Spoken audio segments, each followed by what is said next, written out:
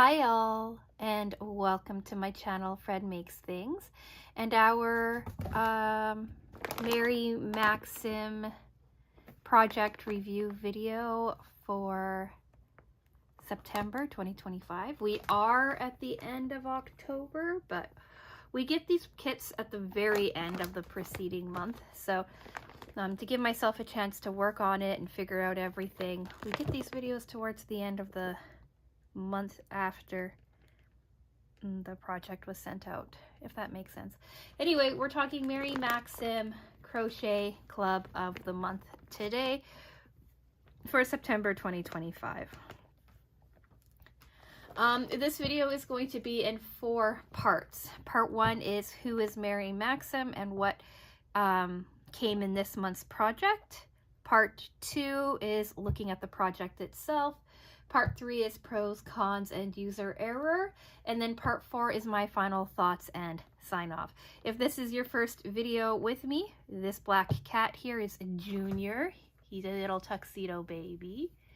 And he is now the unofficial co-host of the channel because no matter what I do, the lights go on, I start talking, he has to jump up and be the center of attention. So before we get started, I do want to say hello to everybody. Hello to the new subscribers, the OGs, anyone in between. Hello to the people who are curious about the Mary Maxim Crochet Club of the Month. I know that we're starting to think about potential Christmas presents and stuff like that. And I think subscription boxes make a lovely Christmas present myself, because you can get like a predetermined amount of months usually, right? And then go from there. So yeah, hello. All of you are welcome, and your kind and considerate comments are always so appreciated in the comment section. So let's get into part 1. Who is Mary Maxim and what came in the September Crochet Club of the Month bag subscription? So Mary Maxim is a yarn craft company. They have been around for a long time, and they have headquarters in both Canada and the US, which I think is a really big bonus at the moment. They sell yarn craft items. They do have a lot for crochet, a lot for knit, but they do other things as well, like plastic canvas and cross stitch and puzzles and a whole bunch of fun stuff over on their website. They offer different subscription boxes, subscription kits as well, and that is what we're talking about today. So they have a few different options. They have like knit subscriptions and Afghan subscriptions, and I think maybe socks too, a few other things, but I get the Crochet Club of the Month, and what that entails is a project a month. You get the yarn, you get the pattern in a lovely bag to keep it all together, and then sometimes you might get bonus items as well. If you are really curious about all that Mary Maxim, well, not all that Mary Maxim has to offer, that's a big sentence, but if you're curious about what kinds of projects and stuff you can expect in a subscription box or in the Crochet Club of the Month, I will link my 6-month review video here for you, so you can go check that out. I'll also have it linked at the end of the video for you as well. So let's talk what came in the box. Let's move baby cat off. He will be back because he's a butt. But we'll talk about what came in September's box.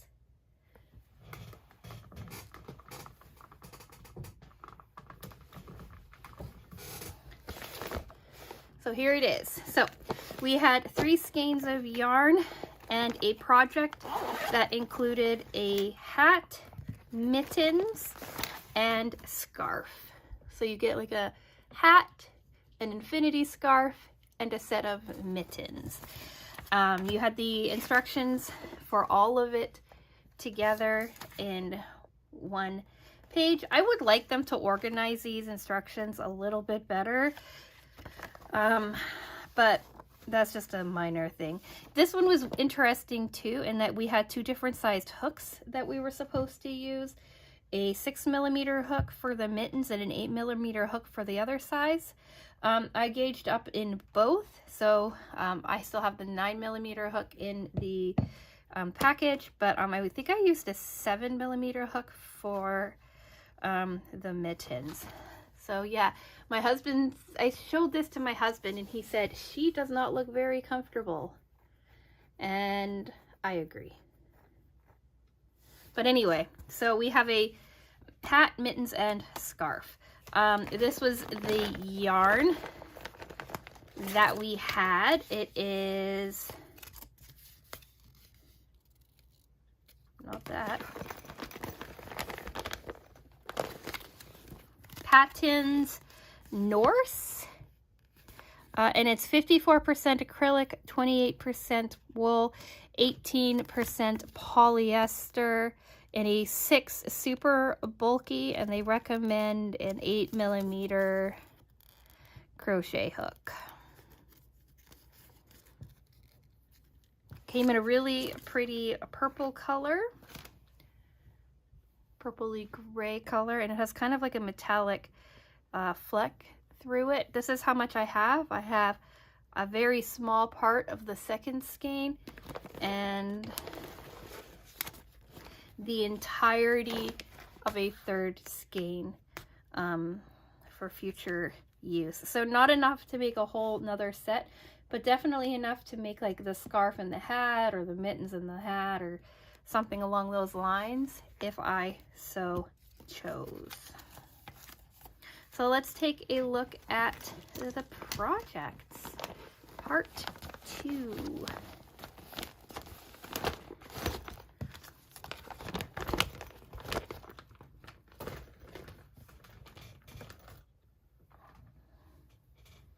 So I made all 3 projects. I made the mittens, I made the scarf, and I made the hat. They were very straightforward projects. We'll talk mittens first because those were the first things that I made. So we have a set of mittens. You make both sides the same, right? And then one sits on your left hand side, the other one sits on your right hand side. They fit my hands. They sort of fit my husband's hands, but I'm small and my husband is 6'3". So his proportions are quite a bit larger than my own. But he tried them on. They mostly fit him. They fit mine really nicely. So they're a good size, kind of one size one size fits most. They look a bit weird because I tried one on more than I tried the other on, and who knows, right? But yeah, they worked really nicely. You started at the top, you worked your way down, and then you added your ribbing on the bottom. When your base was done, then you added your thumb into it. And yeah, it's straightforward, but they did try to put in some detail. So you have these kinds of lines coming through here to give you like a little bit of detail on them. And yeah, they worked up really well. There's nothing else really to say about it. Next, I made the hat. And it is hat shaped, not beanie shaped, not toque shaped. So you have like a flat top, and then you work down the sides. Again, you have like this this kind of ridged look to it, and then you have like a really short little ribbing on the bottom to tie it all together. Your inside is nice and clean. So I made the mittens and the majority of this hat before I had to switch skeins.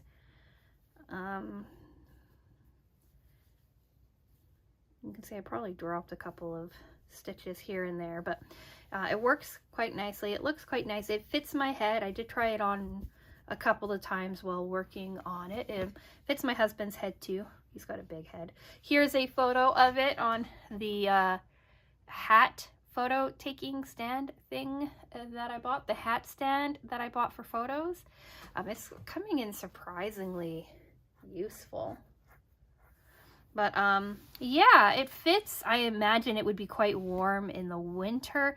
And I kind of do like the pattern or the detailing of the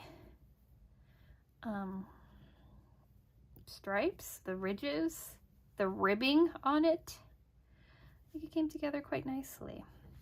And then thirdly is this infinity scarf. Now, it's not as wide as it's supposed to be. It's supposed to be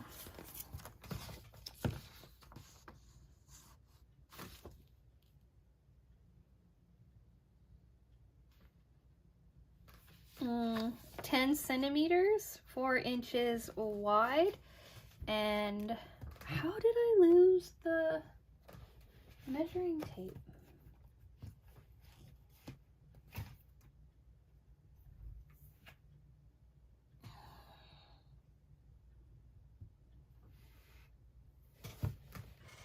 I swear I'm going to like glue a measuring tape down to my desk with the amount of times that I go to reach for it and it has disappeared. But anyway, so the shortest sections are about 3.5 inches, 3 3/4 inches wide, and then our larger sections are 4.5, 4 3/4. So like it's kind of in that way, but it's not perfect. This bubbles too. I don't know if it's supposed to bubble or not, but it does bubble. And as you can see, we have that same kind of design running through. If this is the front side, we have that same kind of bubble design or ribbing design running. Did I? No. Okay. Oh, I got worried there. Running through, so we have like this kind of detailing here. This is where it starts. So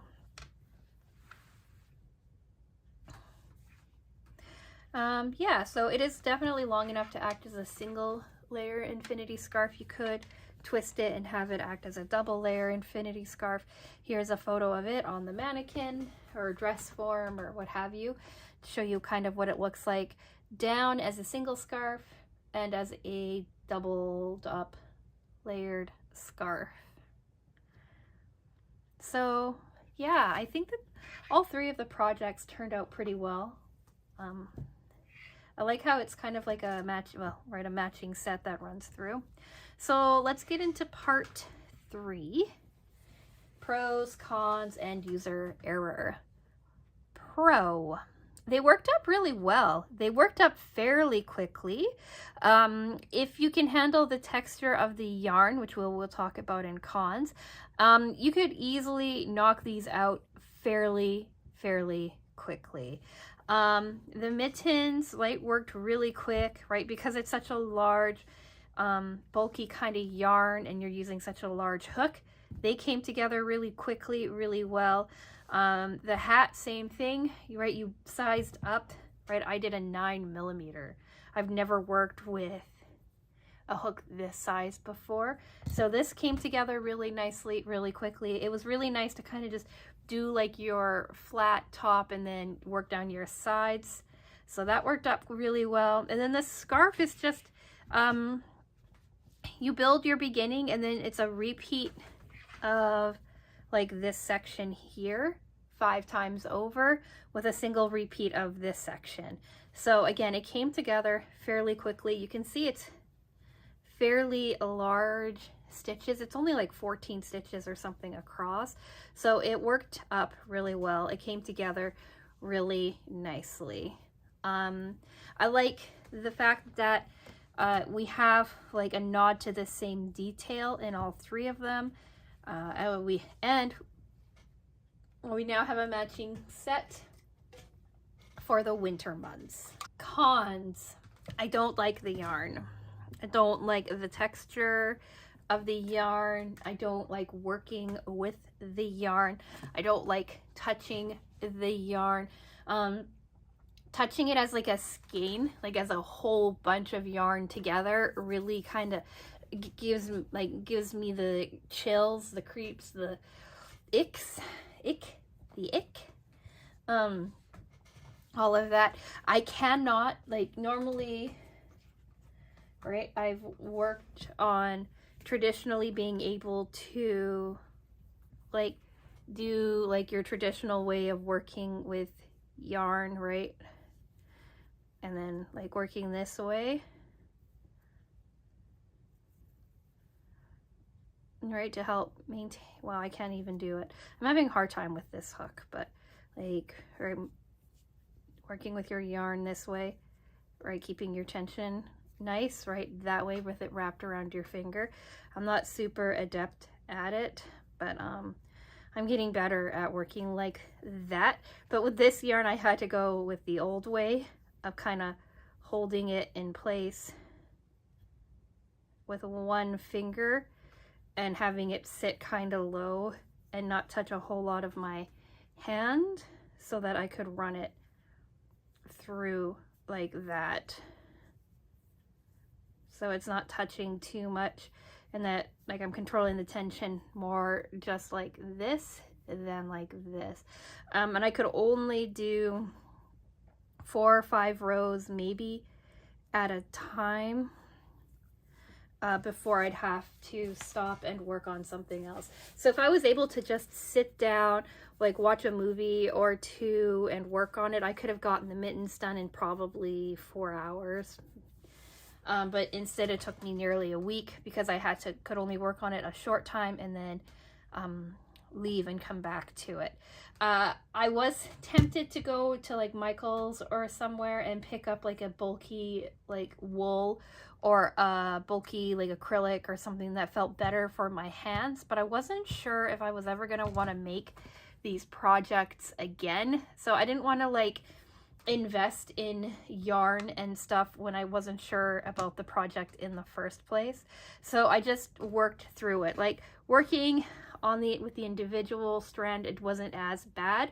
I can't handle touching like the stack. Like even this feels okay, but like I can't handle it a whole lot. And that is the largest con for me.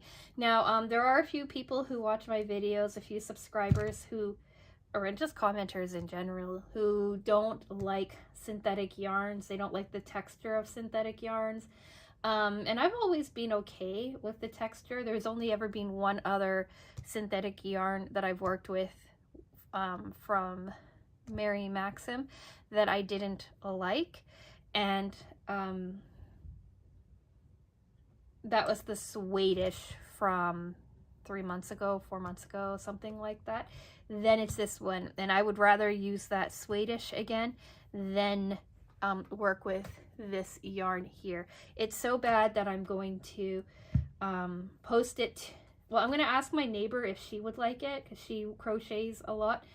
Maybe she would want it for a project, and if she doesn't want it, I'm going to post it to my local Buy Nothing page and just give it away.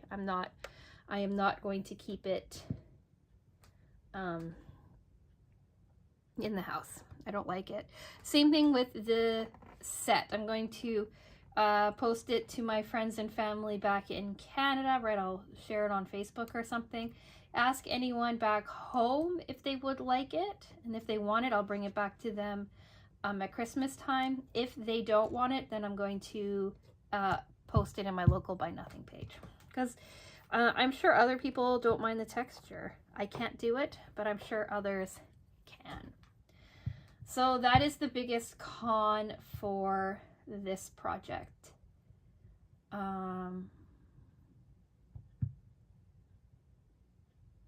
Yeah. User error.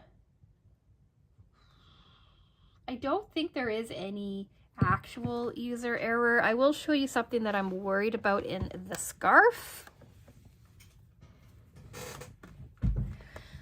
And that is, I don't know if I did these ridges properly. it's the front side. Like, they said use back loops, and I think that I started doing back bars, and I think I started doing back bars, and then I think I switched to back loops at some point or something. So I think that your ridge, like the ridges, should stand out more like these do, and they're a bit more subtle.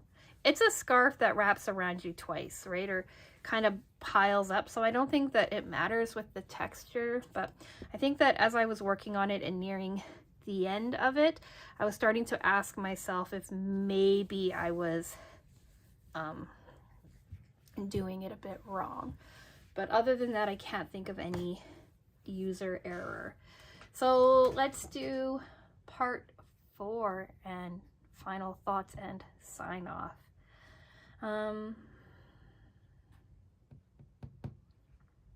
I might mess around with these and make them again, make more of them, try different textures of yarn with it, maybe go with like a bulky wool or something, see what's on sale, see what's available out there, try it again, because I didn't mind making the mittens. I don't wear mittens, but I didn't mind making the mittens. They came together really quickly, and I would like to see